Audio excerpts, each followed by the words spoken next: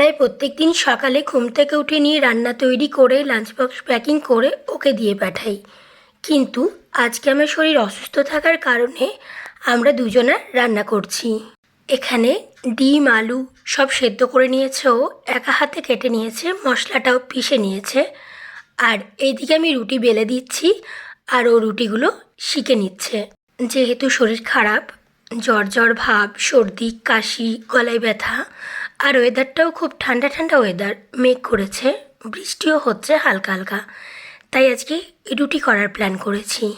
তোমাদের যখন জ্বর শরীর খারাপ হয় তখন কি তোমাদের বড়রাও এইরকম তোমাদের সাথে রান্নার কাজে সাহায্য করে দেয়?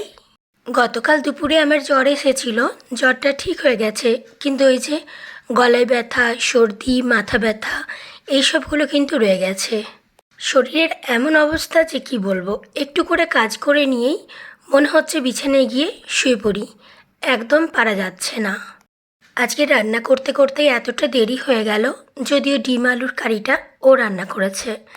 এতটা দেরি হওয়ার কারণে আর লাঞ্চ বক্সের প্যাকিংয়ের ভিডিও তোমাদেরকে দিতে পারলাম না। অনেকটা কষ্ট হচ্ছে, তো কী আর করা যায়। এখানে আমি এক বাটি গরম দুধ নিয়ে নিয়েছি এবং দুটো পাউরুটি। কিছু না খেলে তো ওষুধ খাওয়া যাবে না।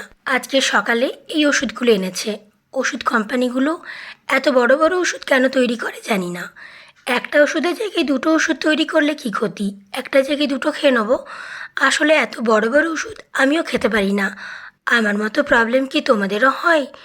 নিশ্চয়ই হয়। তোমরাও নিশ্চয়ই এত বড় বড় ওষুধ খেতে পারো না, গলাতে আটকে যায়, না হলে মুখের মধ্যেই রয়ে যায়। এমনিতে খুব বেশি শরীরটা খারাপ না হলে আমি কিন্তু ওষুধ খাই না, ওষুধ না খাওয়ার চেষ্টা করি।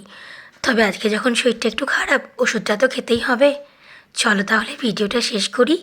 তোমরা সবাই ভালো থেকো, সুস্থ থেকো।